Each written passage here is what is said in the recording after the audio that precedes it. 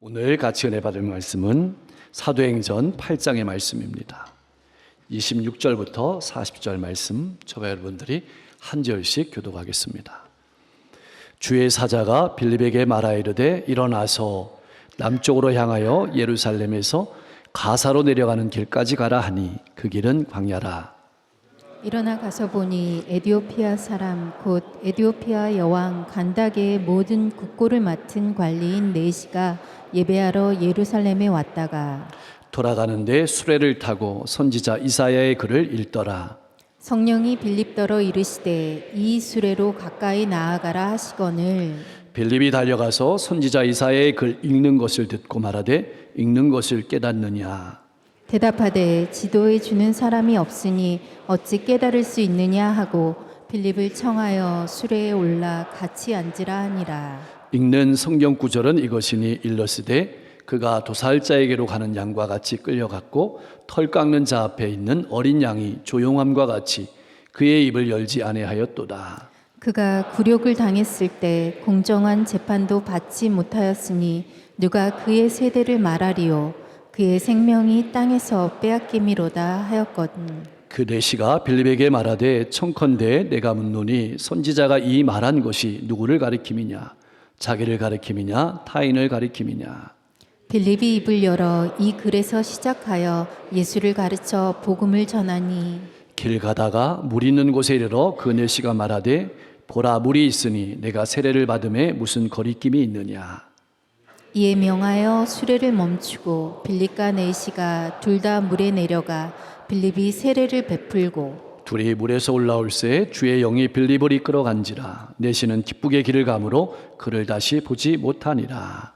빌립은 아소도에 나타나 여러 성을 지나 다니며 복음을 전하고 가이사랴에 이르니라. 아멘.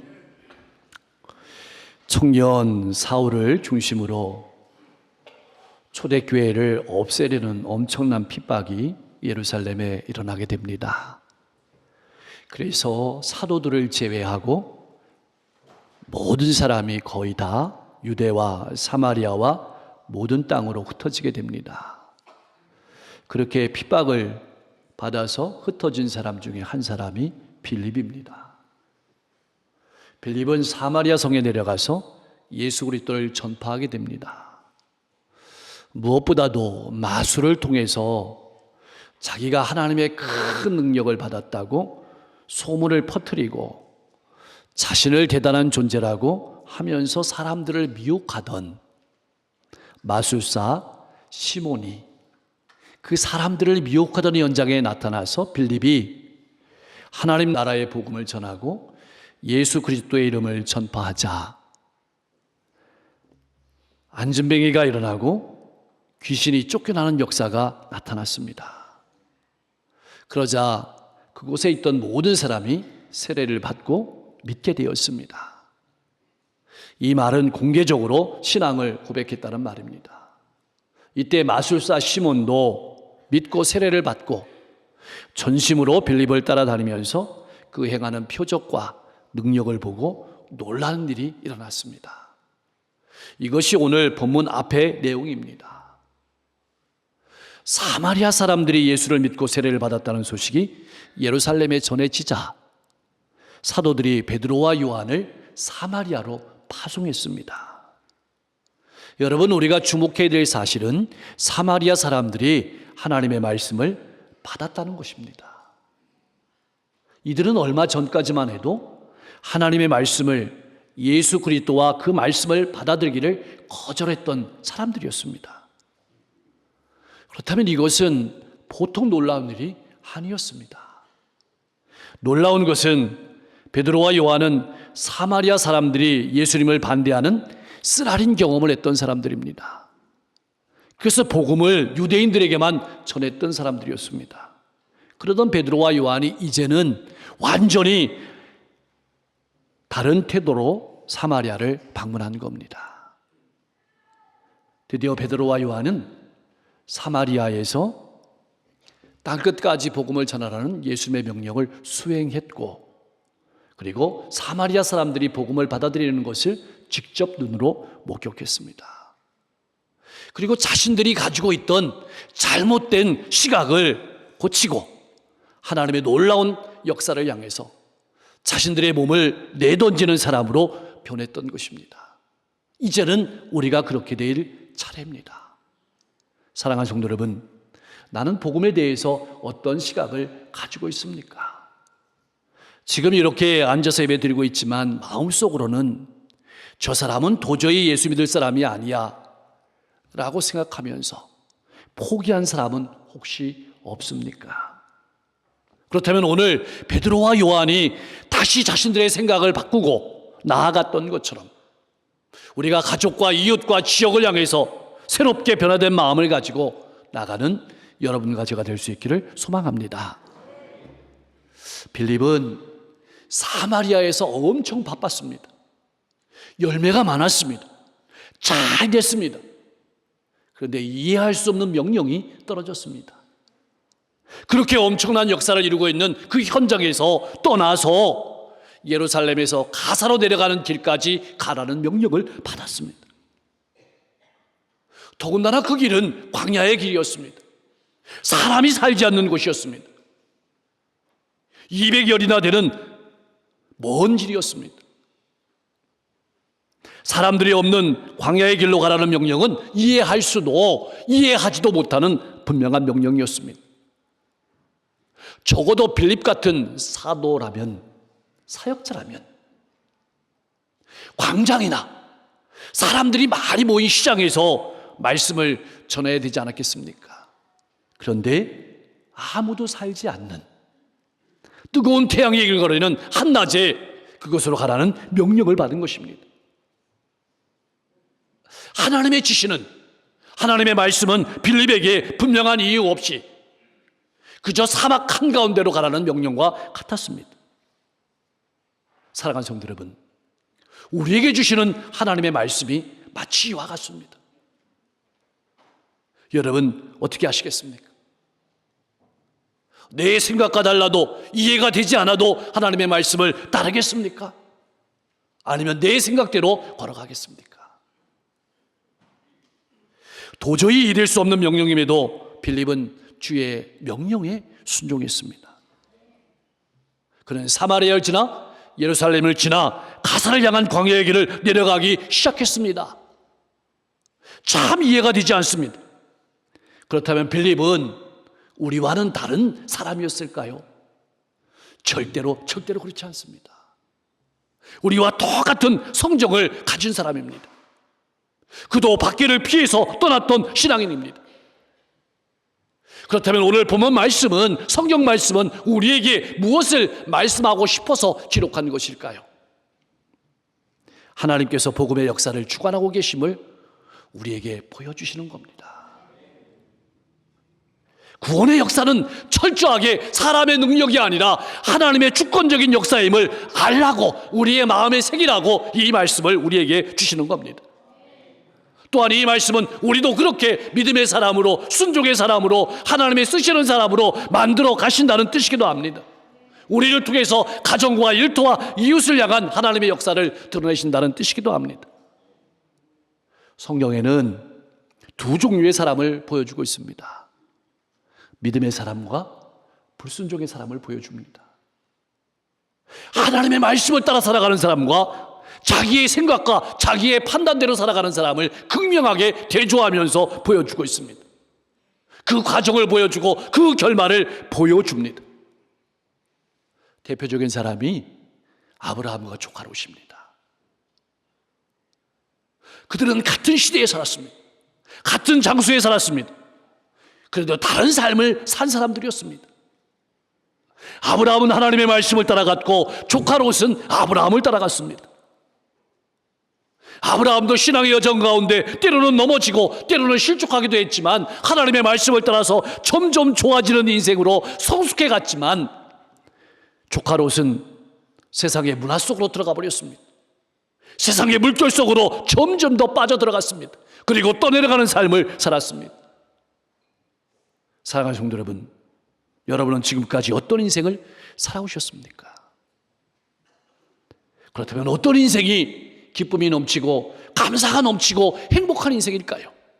이해가 되지 않더라도 말씀을 따라 사는 삶일까요? 아니면 세상의 기준을 따라서 내 생각대로 살아가는 삶일까요? 선택이 우리의 몫입니다.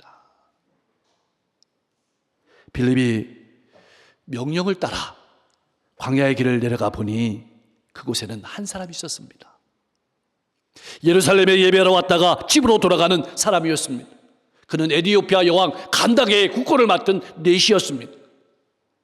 오늘날로 하면 재무장관이었습니다.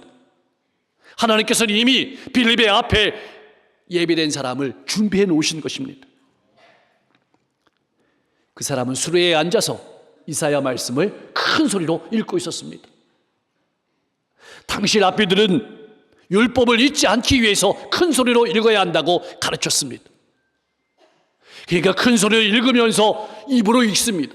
눈으로 봅니다. 그리고 자기가 말하는 것을 자기 귀로 듣습니다. 빌립은 이 수레로 가까이 나가라는 성령의 음성을 들었습니다. 그래서 이 내시가 이사야서를 읽고 있는 그것을 들을 수 있는 만큼, 그리고 그게 그에게 읽는 것을 깨닫느냐고 물어볼 수 있는 만큼 가까이 다가갔습니다. 그리고 물었습니다. 읽는 것을 깨닫습니까? 내시는 이렇게 대답했습니다. 지도해 주는 사람이 없으니 어찌 깨달을 수 있겠습니까? 라고 반문하면서 자기 수레에 같이 앉기를 권면했습니다. 내시는 마치 빌립이 오기를 기다리고 있었다는 듯이 그에게 말씀을 해석해 줄 것을 부탁했습니다. 여러분, 사실 한 나라의 고관이 자기 수레에 아무나 앉히겠습니까? 그가 주저하지 않고 빌립을 자기 수레에 앉기를 청한 것을 깊이 생각해 보면 이미 하나님께서 그의 마음을 열어주셨던 겁니다. 이렇게 해서 빌립이 하나님의 말씀을 분명하게 전할 수 있는, 가르칠 수 있는, 전도할 수 있는 기회가 열린 것입니다. 우리는 여기서 반드시 기억해야 될 중요한 말씀을 떠올릴 수 있습니다. 바로 로마서 10장 17절 말씀입니다. 우리 같이 한번 읽어보겠습니다. 그러므로 믿음은 들음에서 나며 들음은 그리스도의 말씀으로 말미암았느니라. 여러분, 여기서 듣는다라는 말은 누군가 가르치는 자가 있다는 것을 전제합니다. 누군가 선포하는 자가 있다는 것을 전제하는 말씀입니다. 그러므로 복음을 깨닫는 일에는 누군가 전하는 사람이 있어야 되고 누군가 가르치는 사람이 있어야 되는 것은 당연한 일입니다. 우리는 예수님께서 승천하시면서 하신 명령을 잊지 말아야 합니다. 마태복음 28장 20절 말씀입니다. 내가 너희에게 분부한 모든 것을 가르쳐 지키게 하라. 기억하십시오. 하나님은 이렇게 말씀을 가르치는 자를 통해서 역사하십니다. 따라서 복음을 전하지 않는 것도, 말씀을 가르치지 않는 것도 주님의 명령을 어기는 죄인 것입니다. 물론 하나님의 말씀은 사람이 깨닫게 할 수는 없습니다. 성령께서 깨닫게 하셔야만 합니다. 사람을 통해서 역사하신다는 말씀의 의미는 먼저 감동을 받은 교회를 통해서 하나님의 말씀이 잘 올바르게 전달되어 간다는 뜻이기도 합니다. 하나님은 우리에게 두 가지 큰 선물을 주셨습니다. 하나는 성령의 감동을 받아 기록한 성경을 주셨습니다. 그리고 다른 하나는 그 성경을 열어 보이고 설명해 주고 해석해 주는 복음의 교사들을 허락해 주신 것입니다. 성령께서는 이 에티오피아 내시의 삶을 열어주셨습니다. 하나님을 경외하는 마음을 주셨습니다. 그리고 여러분, 우리는 성경을 오늘날 마음껏 구할 수 있지만 당시에는 양피지에 기록한 겁니다. 그러니까 엄청 두껍습니다. 그 이방인에게 막 팔지 않습니다. 그런데 이 이사야 사본을 얻을 수 있는, 구입할 수 있는 마음도, 물질도 주셨고 그 말씀을 읽게 하시고 그리고 그 말씀을 열어 보이고 설명하고 적용하는 빌립을 보내주신 것입니다. 그리고 믿음을 주신 것입니다. 내시가 읽고 있던 말씀은 고난받는 하나님의 종에 대한 말씀입니다. 이사야 53장 7절 8절 말씀인데 우리 같이 한번 읽어보겠습니다. 그가 곤욕을 당하여 괴로울 때에도 그의 입을 열지 아니하였으며 마치 도수장으로 끌려가는 어린 양과 털 깎는 자 앞에서 잠잠한 양같이 그의 입을 열지 아니하였도다. 그는 곤욕과 신문을 당하고 끌려갔으나 그 세대 중에 누가 생각하기를 그가 살아있는 자들의 땅에서 끊어짐은 마땅히 형벌받을 내 백성의 허물 때문이라 하였으리요. 아멘.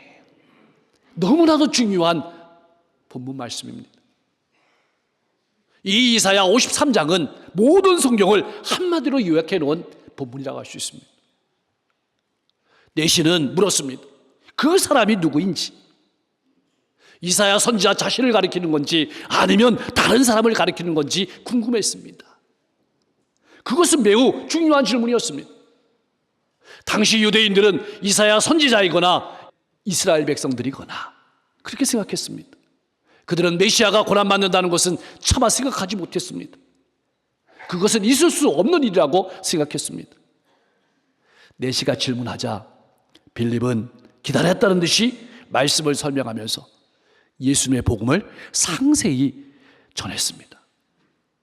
예수님께서 제자들에게 가르치신 것처럼 엠마오로 내려가는 두 제자에게 가르쳐 주신 것처럼 그대로 가르치는 것입니다. 즉 예수님께서 성경의 예언대로 고난을 받으시고 십자가에 죽으시고 사흘 만에 부활하셨음을 가르쳤습니다. 구약의 모든 예언들이 나사렛 예수를 증거하고 있음을 나타냈습니다. 그리고 이 모든 예언이 예수님의 죽음과 부활을 통해서 성취되었음을 말했습니다. 그리고 그 예수님께서 지금 하늘나라 보좌 우편에서 앉아서 통치하고 계심을 말씀했고, 그리고 이 예수님께서 다시 오심도 전했습니다. 드디어 내시는 주님을 영접했습니다. 내시는 빌립이 전한 말씀을 듣고 세례받을 준비를 마쳤습니다. 오늘까지 지금까지의 과정도 하나님이 인도하시는 것처럼 이제 앞으로 과정도 하나님이 인도하시는데 길을 가다가 물을 만나게 되었습니다. 그러자 내시가 기뻐하면서 이렇게 말합니다. 보라, 물이 있으니 내가 세례를 받음에 무슨 거리낌이 있느냐. 빌립은 세례를 베풀지 아니할 이유가 없었습니다. 그래서 빌립은 이렇게 말했습니다. 내가 온 마음을 다하여 믿으면 가하니라. 내시가 대답했습니다. 내가 예수 그리스도께서 하나님의 아들이신 줄 믿습니다. 이것이 37절 말씀에 생략된 말씀입니다. 빌립은 더 나아가서 너희는 가서 모든 족속으로 제자를 삼아 아버지와 아들과 성령의 이름으로 세례를 베풀고 내가 너희에게 분부한 모든 것을 가르쳐 지키게 하라 라는 지상명령을 전했을 것입니다. 얼마나 많은 사람이 이 내시를 통해서 주님을 만났을까요? 빌립이 세례를 베풀고 둘이 물에서 올라올 때 성령께서 빌립을 이끌고 가셨습니다. 그래서 내시는 빌립을 다시 보지 못했습니다. 그러나 내시는 기쁨이 가득했습니다. 그렇습니다. 복음에는 기쁨이 있습니다. 기독교는 기쁨의 종교입니다. 멀리서 온 에디오피아 내시는 구원을 받고 하나님의 자녀가 되었으며 생명보다 귀한 복음을 가지고 본국으로 돌아가게 되었습니다. 그리고 빌립은 성령에 이끌려 다시 아수도에 나타나 여러 성을 지나며 복음을 전하면서 가이사랴에 이르렀습니다. 빌립은 가이사랴에 정착하고 그곳에 선교 거점을 마련하고 선교 사역에 매진했습니다. 가이사랴는 로마 제국의 심장부나 같았습니다. 핵심부였습니다. 복음이 로마 제국으로 확산되는 중요한 길목이었습니다. 빌립은 그렇게 쓰임을 받은 것입니다. 여러분과 제가 그렇게 쓰임받을 수 있기를 소망합니다. 자, 오늘 말씀을 통해서 우리는 큰 역사의 그림을 보아야 합니다. 하나님이 우리에게 보여주시고 하는 것을 보아야 합니다.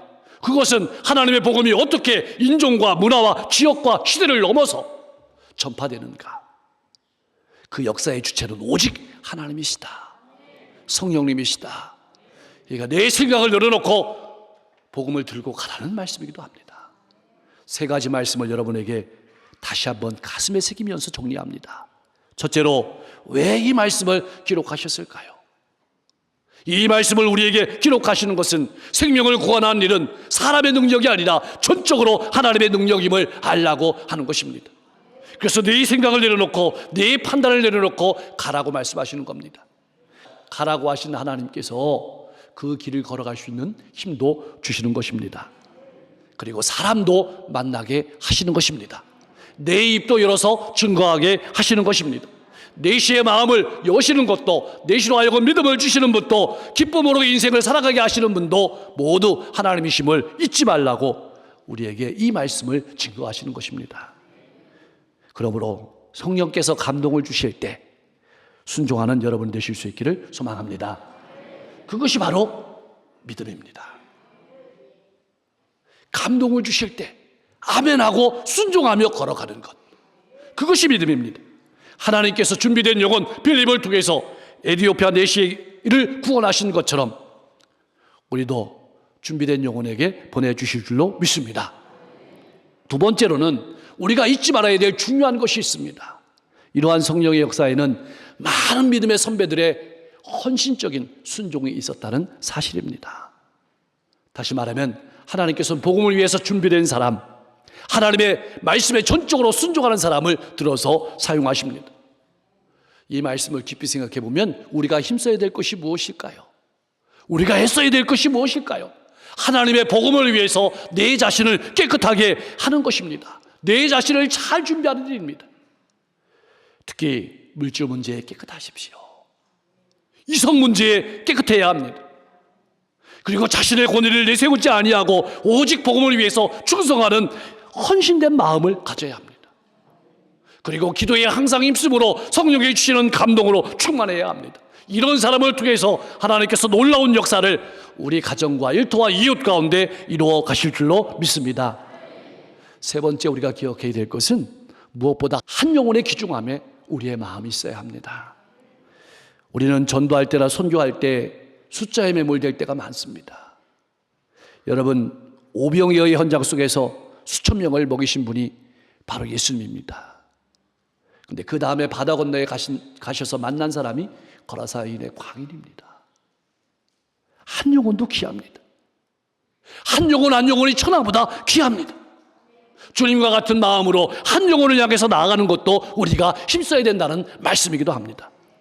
그리고 성령님과 더불어서 우리에게 말씀을 가르쳐주고 지도해주는 이들을 존중하고 존경하고 그들의 전하는 말씀에 귀를 기울이는 일도 중요합니다. 사랑하는 성도 여러분, 2000년 전에는 빌립을 통해서 놀라운 역사를 이루셨던 하나님께서 우리와 우리 교회를 통해서 이런 놀라운 역사를 이 지역과 시대에 이루어 가실 줄로 믿습니다. 그렇게 제한 없이 쓰임받는 우리 모든 성도님들과 우리 교회가 될 수 있기를 주님의 이름으로 간절히 축복합니다. 기도하겠습니다. 내 생각을 내려놓고 하나님께서 역사하실 것을 바라보면서 순종하며 가정과 일터와 이웃으로 나아가 복음을 전하는 통로가 되게 하여 주옵소서. 인간적인 눈을 따라 세상의 가치관을 따라 살아가는 인생이 아니라 하나님의 말씀을 따라 복음의 가치관으로 살아가는 신앙인이 되게 하여 주옵소서. 나의 삶을 항상 깨끗하게 하며 기도에 힘쓰고 성령 충만함으로 하나님이 쓰시기에 부족함이 없는 사람으로 준비되게 하옵소서. 한 영혼 한 영혼을 귀중히 여기는 교회가 되게 하시고 항상 말씀을 가르쳐주고 지도해주는 이들을 존중하고 존경하고 그 말씀에 귀를 기울이는 우리가 되게 하여 주옵소서. 5월도 하나님의 은혜 가운데 살았습니다. 감사합니다. 6월도 하나님의 은혜와 사랑에 저희들을 맡깁니다. 특별히 6월은 민족의 아픔이 있는 또 민족을 위해서 헌신한 이들의 그런 모든 수고와 그들의 희생을 잊지 않고 살아가게 하옵소서. 하나님, 무엇보다도 믿음의 선배들이 이 나라와 민족을 위해서 눈물 뿌려 기도하고 헌신했던 것처럼 우리가 이 나라와 민족을 위해서 다음 세대를 위해서 헌신하고 힘쓰는 우리 모두가 될 수 있도록 역사해 주옵소서. 다음 주일에 강릉시 기독교연합회 주관으로 갈매산 송예가 열립니다. 강릉시의 모든 교회들이 하나 되고 성령의 뜨거운 불을 받아서 이 지역과 시대를 향해서 다시 한번 힘있게 일어설 수 있는 시간이 될 수 있도록 역사해 주시고 우리 모든 성도들의 삶을 주관하실 때 성숙한 성도로 복음의 가치관을 가지고 든든히 설 수 있도록 역사해 주옵소서. 우리 모든 성도들의 가정이 부부가 서로 화목하게 하시고 부모와 자녀가 서로 존경하고 사랑하고 섬기는 행복한 가정을 이루게 하시고 우리 교회가 복음의 선교적 사명을 감당하는 고난 공동체로서 귀한 사명 잘 감당하며 걸어갈 수 있도록 역사해 주옵소서. 특별히 이 지역과 민족과 세계 열방을 품고 기도하고 선교하는 교회가 될 수 있도록 인도해 주시고, 지역의 교회들이 연합하고 협력할 수 있도록 인도해 주옵소서. 특별히 이 지역과 민족과 세계 열방을 이끌어가는 정치자들, 위정자들에게 하나님 함께해 주셔서 상생하는 정치를 하게 하시고, 국민을 존경하는 정치를 하게 하시고, 미래를 바라보는 정치를 할 수 있도록 역사해 주옵소서. 세계 곳곳에 전쟁이 있습니다. 기근이 있습니다. 재해가 있습니다. 아픔이 있습니다.